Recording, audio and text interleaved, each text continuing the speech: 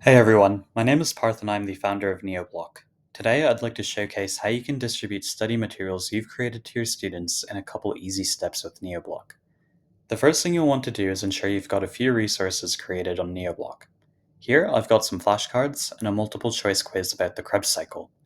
We'll be making these two things accessible to our students within our demo club. From here, visit the clubs page and enter the access key provided by our team to access your club. This access key is used by both the admins and the members to sign up with. Take the declaration and click Join. As an admin, you have the ability to share the resources you've created on Neobloc with your members for free. From here, we'll click Manage Resources, attach Neobloc resource, and add the two things in our library which we created earlier. Now when the members sign up, they'll be able to perform these two things that we've added.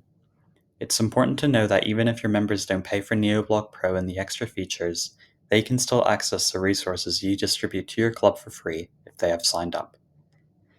Neobloc also gives admins insights into how their club is doing via the Analytics feature. Here, you can check individual member and overall group performance. Anyway, that's all for today, guys. Hopefully it was simple to understand.